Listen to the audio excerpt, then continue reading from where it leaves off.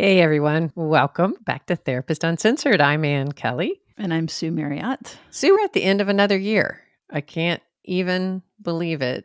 I know we've been doing this since Wow. 2016, I think. So we're going to be a little retrospective. We're going to just take a year in review a little bit and talk about some of the things that we got out of this year. You know, if you've been busy and just haven't listened to things, that's cool. But we're going to kind of recap some lessons learned, some of our favorite episodes, some of your favorite episodes, and kind of let you know what our interests are kind of leaning in the direction of and what you can expect for next year. You know, one thing in reviewing this year, I love doing this episode because I love going back. Sometimes it's really hard. You know, we're always pressing forward. And then one of the things I noticed is how deeply we focused on the idea of taking all this information we're learning and really grounding past our own defenses and ways to do it. I mean, like really proactive ways to do it and things to look at, and focusing a lot on how we can securely relate with one another, taking all this information to be able to securely relate, which we mean really connecting in the moment in a way that is safe and open and gets us out of reactivity.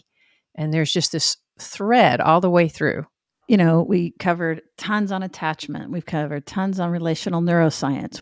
Like in different years, you know, we had to like first get it all, gather it and get it all together.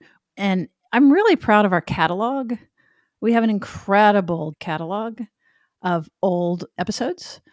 It is so rich. And what is good about these retrospectives, like not only is it fun to remember that we did them, but there's so much in each episode that you can re-listen, even to one that you've already heard, and get so much out of it. But the other thing I wanted to mention that I'm proud of is, you know, we've been revamping our website and we're continually adding more resources. Every episode has show notes where we add resources. So yeah, I just wanted to kind of put the podcast in context that it's not just this audio, that we're building community.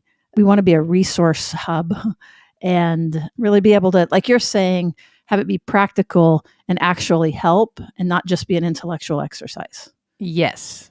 Yes. And going back through some of it to do the recap, I got to listen to some of the past interviews and what you said. I listened to Carol George again, listening to some of these different interviews.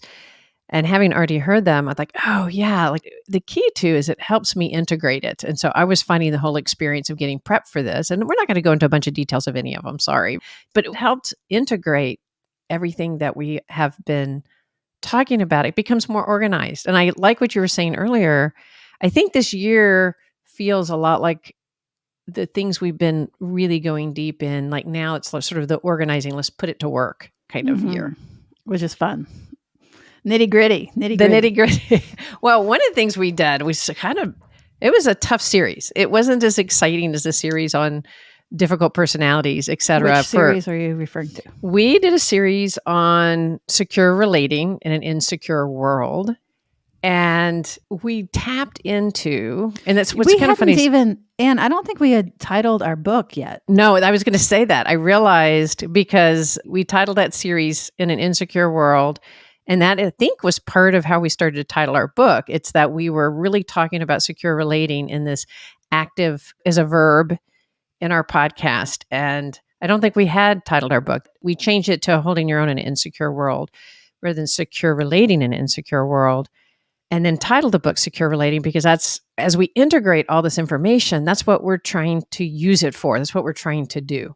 So we did that series, which was, I say it was a hard series because what we were talking about is what is making the world feel and experience so much insecurity around us. And we covered really tough topics that are not fun. Totally. And I love, like, we're zooming out a little bit and not just looking at individual relationships, but looking at systems and structures that impact our sense of safety. It impacts us on a, biological, physiological, psychological level in our development.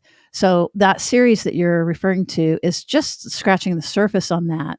But yeah, it was definitely less enjoyable than the difficult personality series, which is kind of silly that difficult personalities is more enjoyable because it gets so big that it's hard to talk about, when we're talking about systems that create insecurity. Well, and it's hard to, like, when we're talking about difficult relationships and the problems we're having every day with that person in our household or at work or children, it's so directly applicable to our everyday lives. We tend to be more hungry for that information, which is wonderful.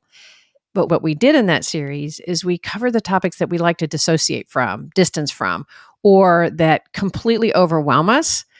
So, what were your favorite ones from the series? Well, we covered climate change, racial tensions. We covered experiences about poverty and systemic inequities. So that's what I mean about like how difficult that was. We don't want to sit around all the time and talk about those topics because they're hard. Right. Well, I want to name names, right? So Yes. there was one on that I really appreciated on intergenerational trauma with Linda Ty, and she is fantastic somatic therapist. That was fantastic. There was one on racial trauma, two on racial trauma with Glyceria Perez and Deborah Chapman Finley. And they were so wonderful. You just have to listen to them. And I got to have, I wasn't part of those interviews, but I had to have deep conversations with them later related to the book. And I could not tell you how much I enjoyed connecting with them. Those are great episodes. Yep. And to keep your ear out, because I think that they will be doing more things, which is very cool. And we did two on climate, but it was not about climate, but it was more about the psychological impact of it. Right. Like we didn't talk about like, let's solve climate. We weren't there to like solve the climate crisis.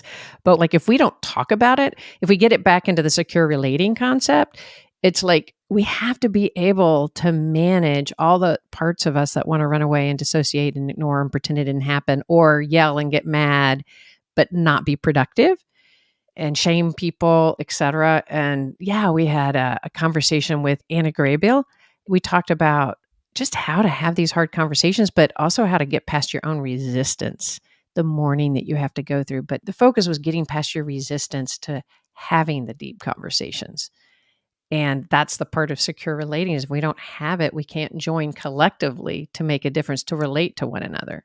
And then we also did one that was very special to us. It was too, totally special. Because we've had a lot of conflict in our own family from the youth perspective of climate and how seriously they've taken it and how it's really changed the trajectory of some of our kids' lives, like whether or not they stayed in school and things like that. So really tough conversation. So Mason Marriott Voss, who is our oldest. Yes, just so incredibly proud of him. And that was a very special one. And this isn't just nepotism of, he actually has a lot to add to the conversation. Super smart and challenging. Well, and in that episode, just for the fun of it, you kind of get a really sneak behind the view information about just imagining doing the dishes in an intergenerational way, having these conversations so you can relate to possibly having conversations with your own kids, your own adult kids, your teenage kids, or just your family members and trying to have these conversations and how activating they are. So yeah, we have some real behind the scenes, vulnerable, open conversation about what would happen in our own family and how we got through it. So it's an intergenerational conversation and how important it is to have it. Well, and the point being less about sort of a focus on us and more of encouraging you to stay engaged, even with people that you disagree with or that are doing things that are particularly scary for you or morally what you don't understand or don't agree with, just how to stay connected. So what else? What are the other ones that you liked? Well, then we ended that series, which I really liked ending the series on that positive note. That always hits me because we ended that series with one of my favorite episodes, I think, of the year. And that was with Dacher Keltner talking about awe. That was one of my favorites. I just loved interviewing him, reading his book. Because it was way up there in some of the favorites from an interview standpoint and from a content standpoint. We are putting together another reading pod on the book starting in early January of 2024, depending on when you're hearing this episode. And just a quick thing about that is that there are small reading groups. It's a wonderful way to get yourself to read a book that you've been meaning to read, but it's also a great way to build community and to study and learn together and be able to apply the material more deeply and more personally in your life. So we hope to, when we look ahead, host more of those. Including potentially, if there's enough interest. The only way these work is if there's enough energy and interest in people signing up. So we can just offer So you guys are going to make it where that we actually get to deliver it. But if there's enough interest in doing a series even of reading, a reading pod on some of these bigger questions about equity, about decolonizing mental health, about these wider perspective system differences, and kind of getting out of just the Western model of mental health and learning more widely. Those are all things I'm very, very interested in, slowly being in the process of expanding out of what we think is normal. And like I used to call it, the traditional way that we're taught therapy. And that's not at all accurate, because we've left the traditional and the indigenous and some of these natural knowledge bases. So I don't even like to use the term, like traditional mental health. It's not true. It's Western mental health. So anyway, that is a possibility. So if you're interested in that, stay tuned. Let us know. Send us a note. You can always reach us at info@Therapists Uncensored. Okay, what else? What were some of your other ones? Before we jump to what else, what your meaning is, if you're interested, we'd like to help form deeper conversations. Yeah. And deeper networking. So yeah, if you are interested in kind of forming sort of groups that get together and are able to, through a reading pod or a discussion group, have a deeper conversations on these systemic issues. That's our excitement for this next year for sure. Yeah. And, actually even doing that, Anne, is another example of us really trying to walk the walk. And if we are wanting to encourage security and secure, like learning how to hold on to ourselves and stay in a secure state of mind, whatever's going on around us, and to be connected, then I think these reading pods are another example of us trying to get nitty gritty and like actually do it, like trying to provide opportunities for you to meet your podcast listener neighbor in another state or in another country and come together with these like-minded people. So I think that's cool. Are we like tooting our own horns too much? It sounds like it a little bit in this You know one. But what makes me so mad about that? Women have to be worried about that. If we were two dudes doing the podcast, do you ever hear men like worried? People that are socialized as men are not socialized to worry about, is their voice taking up too much space, or are they drawing too much attention to themselves? Would you agree with that? I would totally agree with that. Yeah. Yeah. So even though I feel it and I said it, it's like I hate that I feel it and I hate that I said it. I know you get that. I think also the truth of the matter is what we're tooting, to be honest with you, is our passion about these subjects and getting people involved more than, you know what I mean? Right. It's not us. We're pointing to the idea. Like even doing the series on really hard topics like racial trauma and intergenerational trauma and climate, major part of our goal is for all of us to be able to have these conversations with more self-insight, more reflection, and more connection so that we can move into more productivity together. So that's the part about relating more. So we have to move more productively. And if we're all activated and pushing it down, it's not helping us, right? It's not helping us feel more secure ourselves for sure. We just go into all those different kind of avoidance tactics, which is for everyone different: eating, drinking. So this is like get to know thyself and thy neighbor on a much deeper level so that we can have more thorough connections. So the reading pods are an avenue to do the connection. The work is about being able to connect with anyone around you in a more insightful way and a less defended way where you don't recognize it. Actually, we did 2 episodes on dreams. And one of the reasons we did that is like, how do you get to your unconscious? How do you get to that part where you're kind of pushing it out and said, nothing to see here, and you don't let it come into your everyday awareness? And so we did 2 episodes on how do we use it in our therapy practices and how do we view dreams. Totally. Love that. It just makes me smile thinking about it, actually.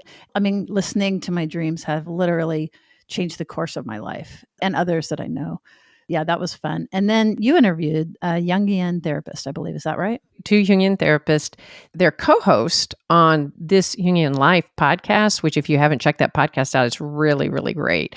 It's Lisa Marciano and Deborah Stewart, and that's episode 201. They talked about interpreting dreams through the Jungian lens, and I felt like I got a lot out of that one. My own therapist is a Jungian therapist. And I'm a real advocate for like looking into our collective unconscious, how are we all connected and we're unaware of it. And the thing that they talked about dreams is it's not just looking at what you're personally struggling with in your current and everyday environment, but it's like a path forward. one of the quotes is dreams as a birthplace of new ideas. So it's not just looking at what you're struggling with, but it is by getting in touch with your unconscious that dreams give you that avenue to be more of a full person, of a path forward. And I felt like they did this really great deep dive into it that I gained a lot out of it. Even though I've been doing dream work for a long time, I felt like I had some aha experiences in that. They also, it's kind of fun because they talk about symbols and how they interpret symbols generally. And in their podcast, you can like throw in a dream and they analyze it from more of a symbolic gesture. I think that was a lot of fun. Every single time I do an interview, I learn so much. And it is such a great way for us to keep our pencils sharpened or our crayons sharpened or whatever. Y'all know what I mean. Just listen to what I mean, not what I'm saying. But yeah, it is such a privilege to be able to sit with some of these really brilliant people. What are the other ones that came to mind? Well, we did multiple ones on attachment, our true and core selves. You and I did a few of them. So we did, which I think was good. We did a couple on like back to the basics of attachment. We just had a great discussion with one of our Patreon members. We just got to do a meet and greet because she's a Patreon member. And I found out that she keeps referring her students to, I think, episode 5 for the back to the bed. And I was horrified. I'm like, oh my God, I can't even imagine. I mean, don't get me wrong. I love it. It's wonderful that something back that far is providing meaning to her students. But I was glad to remember that we did a back to the basics. I think that was like in episode 208, we did a back to basics on attachment. And then we did one where we're talking about what we're talking about now. What's the difference between attachment, having secure attachment, and having a secure state of mind? And I think that's an important distinction that we keep articulating more and more and more. We do in our book, but we do, I think, throughout the episodes this year. And you also interviewed Carol George, which was just a phenomenal interview. That was your second interview with her, I think? Yes, it was. The first one, it was so dense that you and I got on afterwards and did a whole episode about that Yeah. interview. Yeah. Well, again, that's the density of it. Right. And a term that people have repeated and it was part of why I reached out to her, was this idea of failed mourning. Mm-hmm. And so we went into depth about that. Yeah, she's just delightful and wonderful and available and interested and continuing to teach.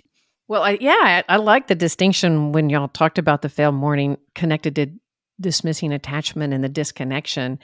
I got the most out of when she talked about preoccupation with personal suffering. Say a little bit of what you got out of that from her.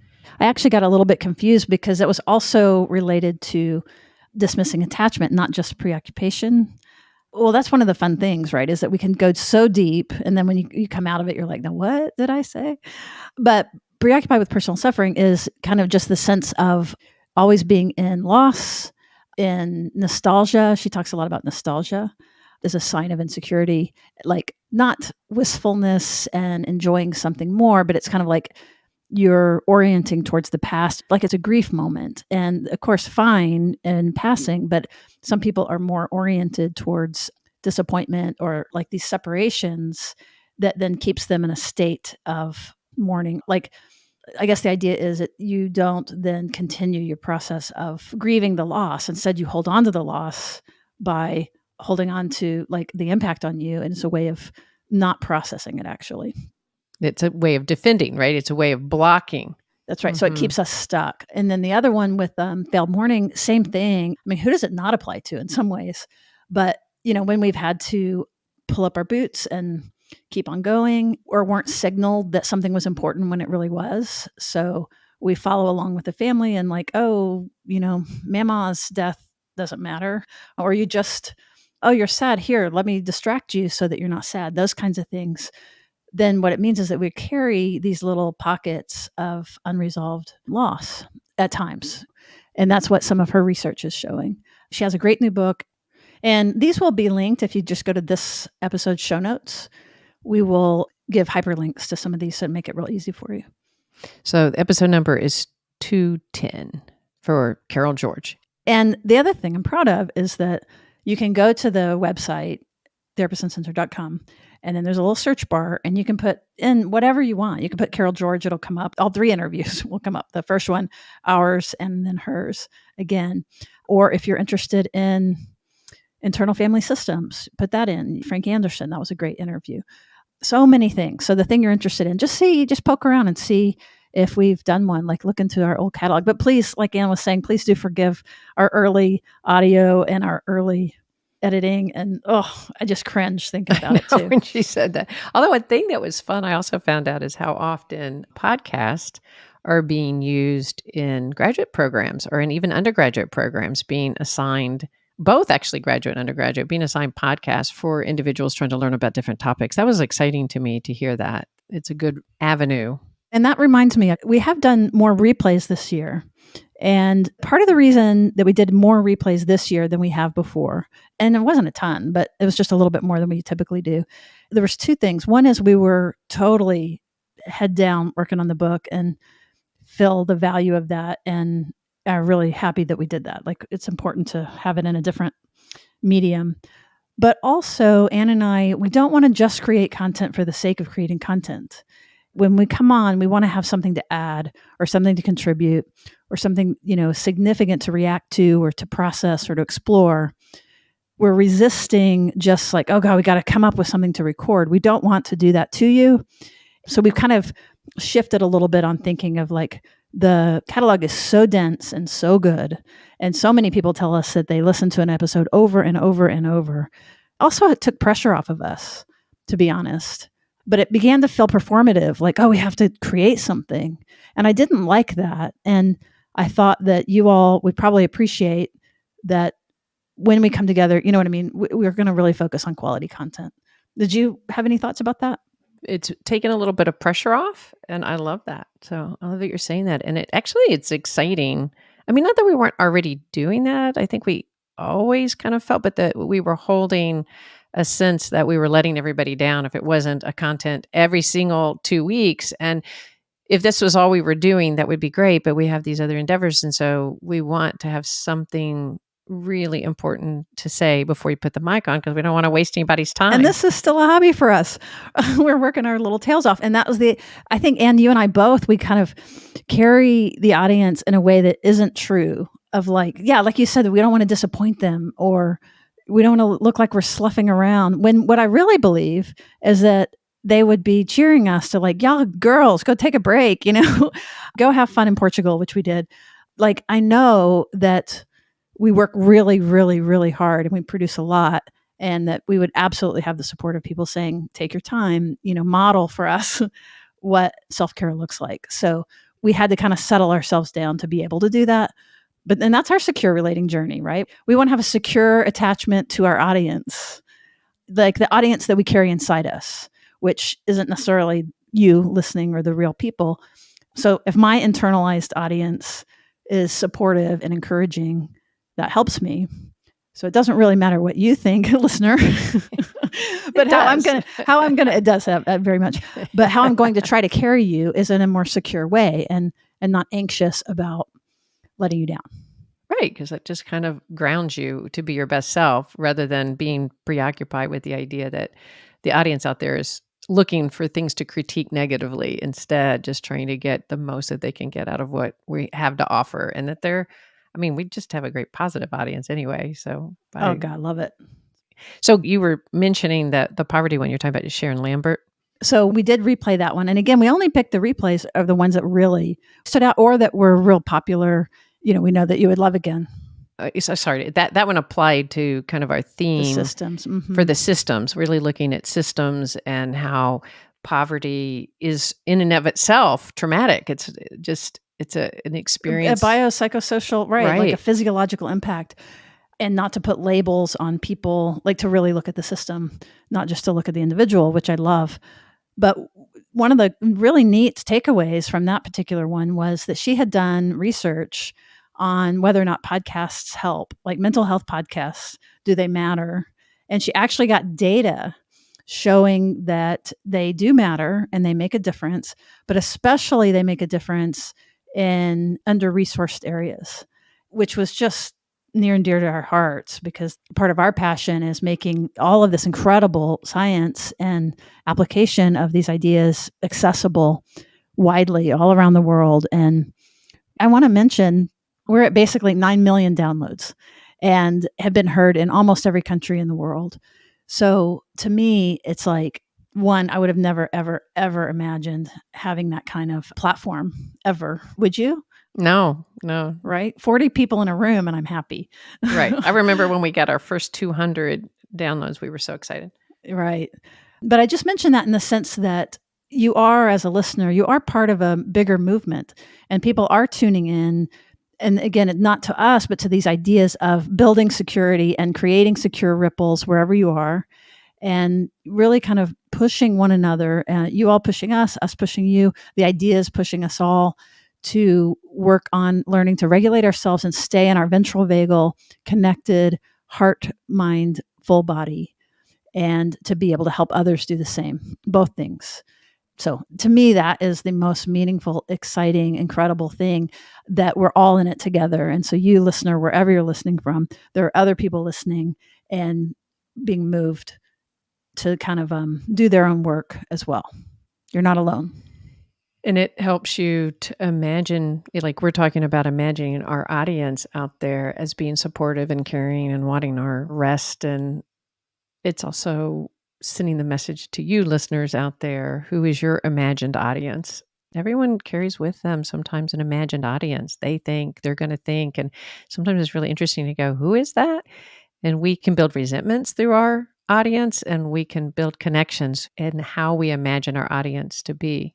And right now you're talking about the listener's audience, whoever that is. Whoever that is in your head, that is your natural audience. Can you imagine them more positively? Can you imagine them caring?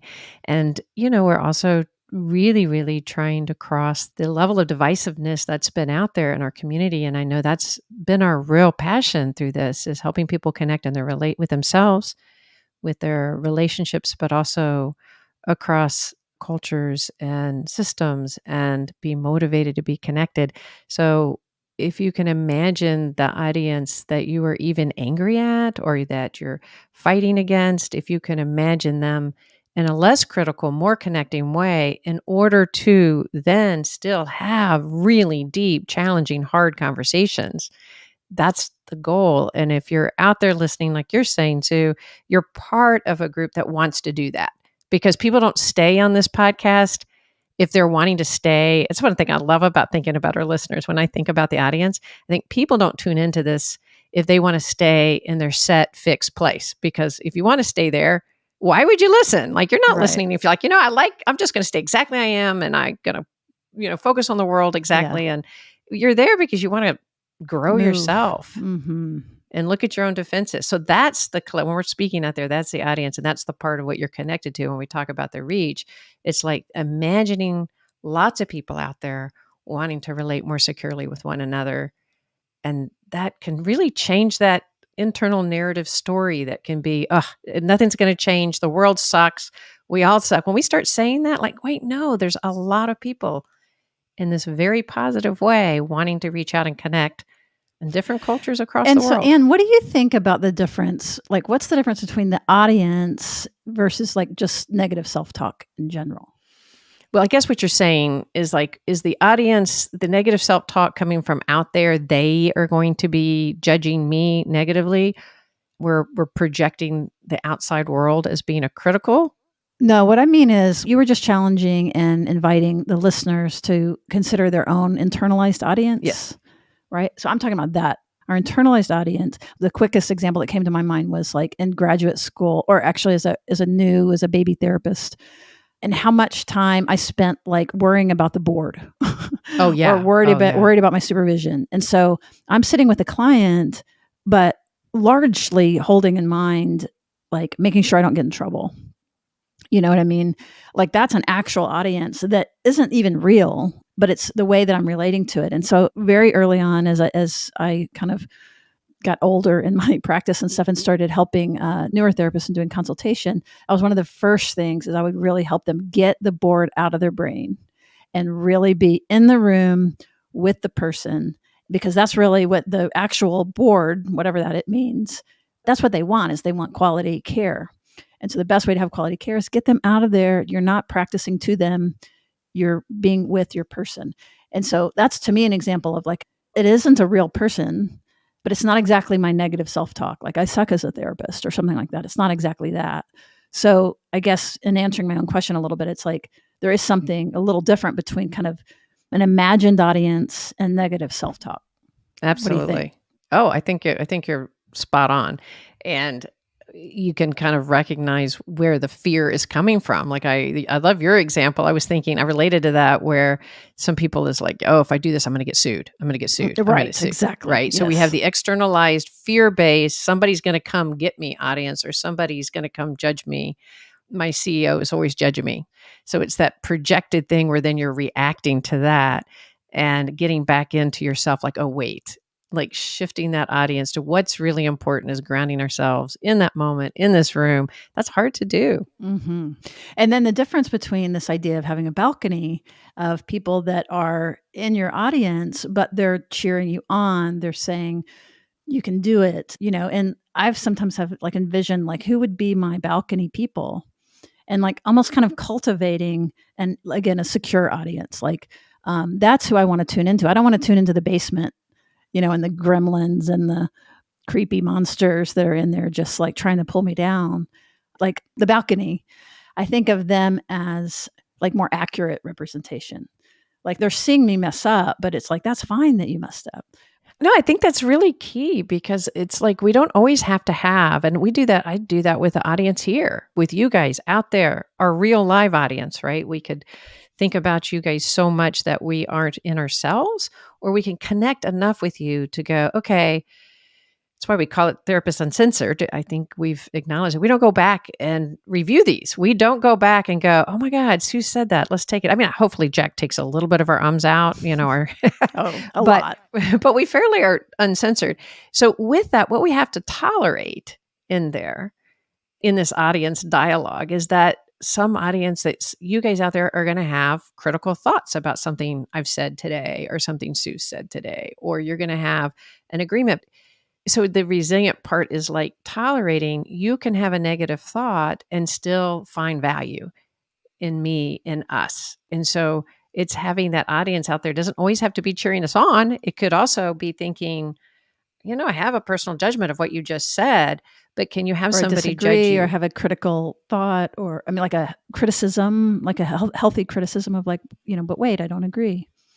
Right. And you can hold that and still find your own value. The great question I asked myself, like you said, that it's not as easy as we make it sound. So, what if somebody has that negative thought? But I do invite, and I do that personally. I'm like, okay, so let's say that that is true. Can I handle that? Would it be okay? And letting yourself not just stop with the audience. I think we get stuck with the audience, whether, like you mentioned, the internal audience of our self flagellation or the external audience, echo chamber of the therapist in Austin having judgments or whatever that is.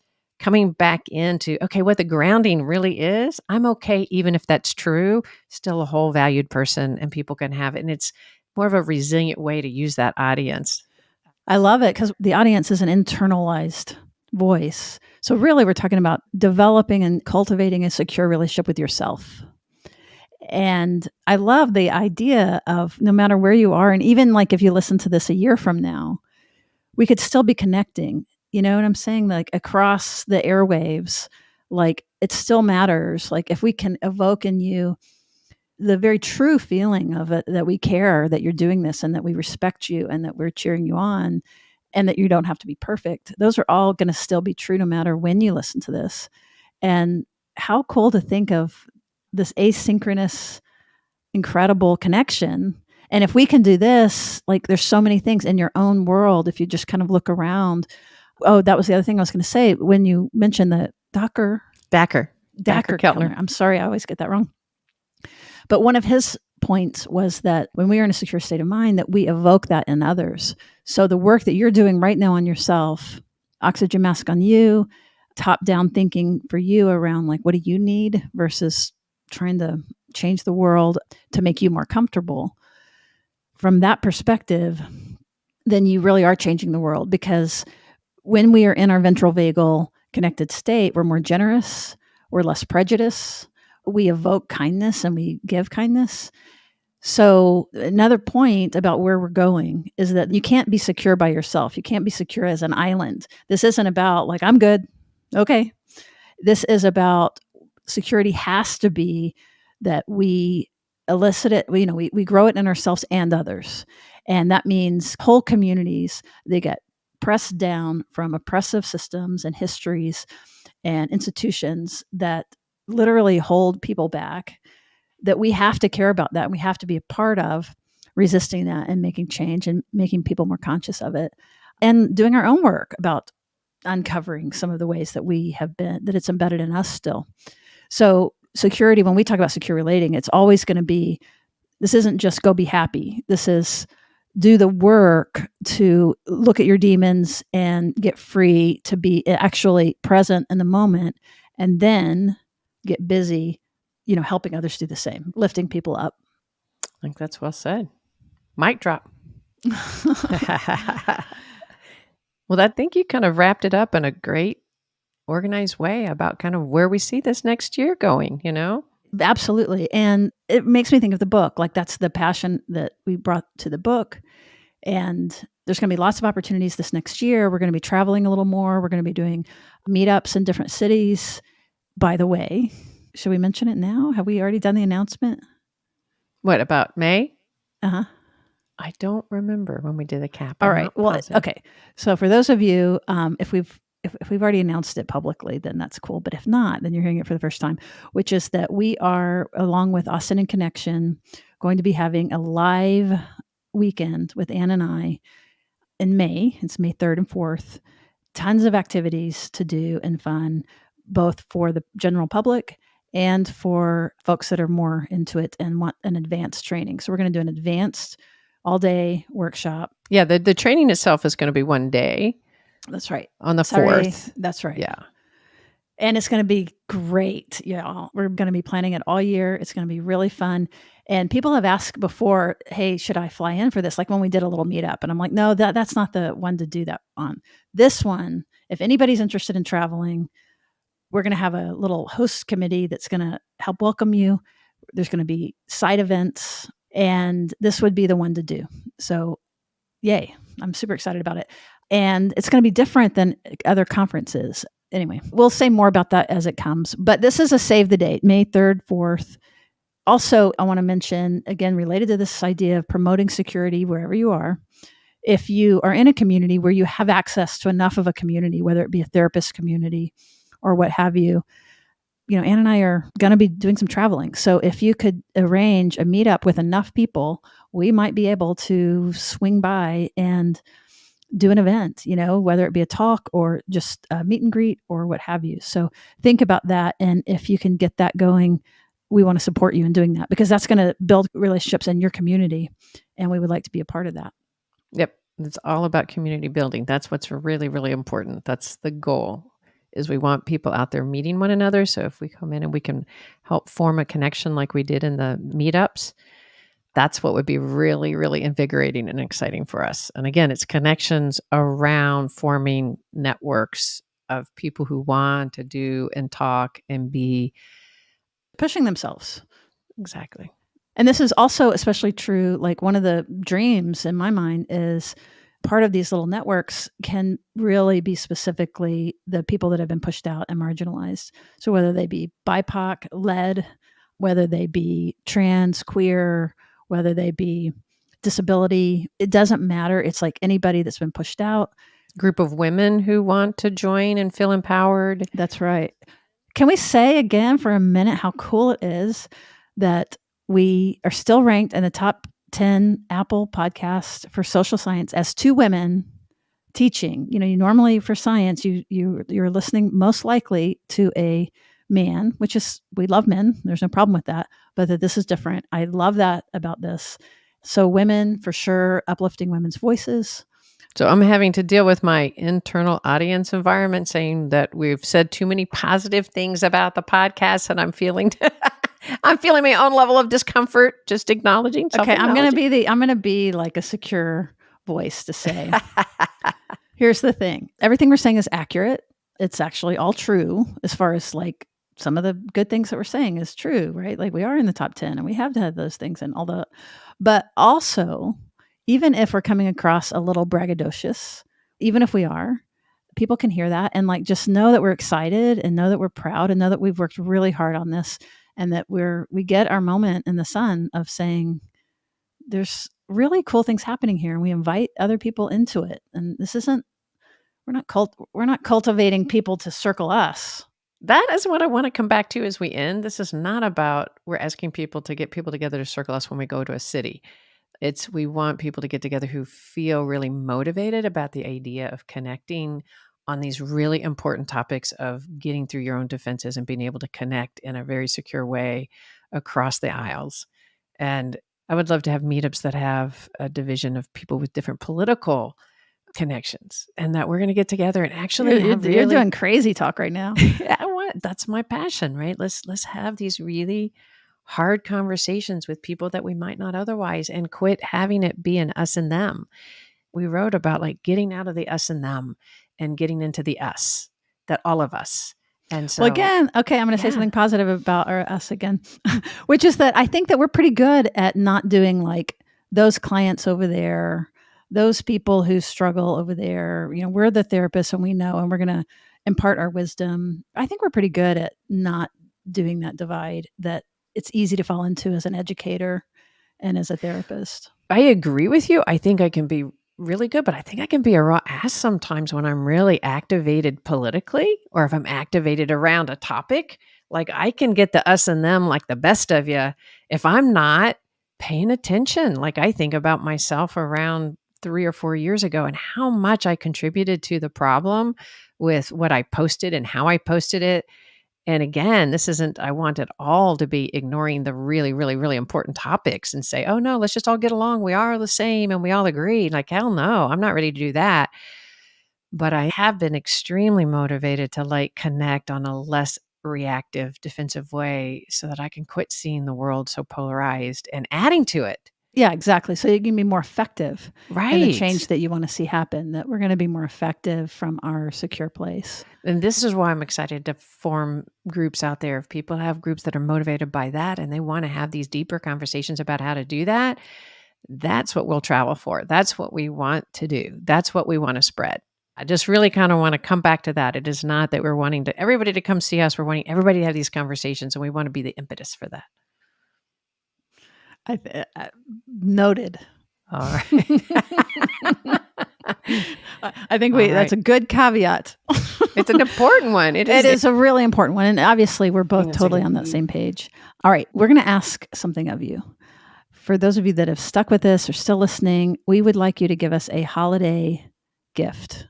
And that holiday gift is to go to wherever you get your podcasts and just leave us a rating and review. It makes a huge difference. This is going to make Anne totally squirm, but it actually really helps get the word out. And we just haven't been asking for them, and they've just kind of fallen off. So it would be really cool and awesome and wonderful to leave us a rating and review, and we will read every single one of them, and it matters a lot. all right. Thanks so much for joining us, and we'll see you around the bend.